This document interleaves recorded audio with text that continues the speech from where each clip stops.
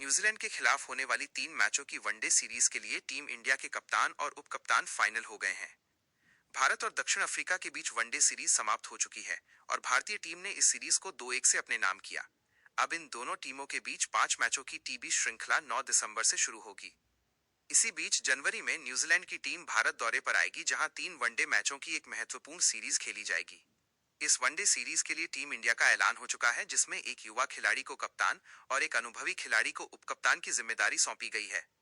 New Zealand के खिलाफ 3 मैचों की वनडे सीरीज में 26 वर्षीय युवा बल्लेबाज शुभमन गिल को टीम इंडिया की कमान सौंपी जाएगी।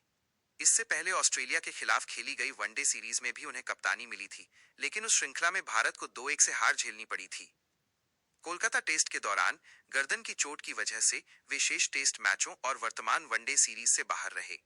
अब उनकी चोट में तेजी से सुधार हो रहा है और वे न्यूजीलैंड के खिलाफ बतौर कप्तान लौट सकते हैं। शुभमन गिल वर्तमान में भारत के टेस्ट और वनडे कप्तान हैं और टीम प्रबंधन उन्हें भविष्य के स्थायी नेता के रूप में तैयार कर रहा है। इस सीरीज में 33 वर्षीय अनुभवी खिलाड़ी केएल राहुल को उपकप्तान बनाया गया है। नियमित उपकप्तान श्रेयस अय्यर चोट के कारण उपलब्ध नहीं है, इसलिए टीम प्रबंधन ने ये भूमिका राहुल को सौंपी है। ऑस्ट्रेलिया के खिलाफ सिडनी वनडे में अय्यर कैच लेते समय घायल हो गए थे, जिसके बाद मेडिकल टीम ने उन्हें लंबे आराम की सलाह दी। इसी वजह से न्यूजीलैंड सीरीज में केएल राहुल उपकप्तान की जिम्मेदारी संभालेंगे। शुभमन गिल की गैर मौजूदगी में केएल राहुल ने दक्षिण अफ्रीका के खिलाफ वनडे सीरीज में टीम इंडिया की कप्तानी की और भारत को 2-1 से सीरीज जीत दिलाई। श्रेयस अय्यर की चोट गंभीर है, क्योंकि सिडनी मैच में एलेक्स कैरी का कैच पकड़ते समय वे जमीन पर गिरे और उनकी तिल्ली फट गई थी।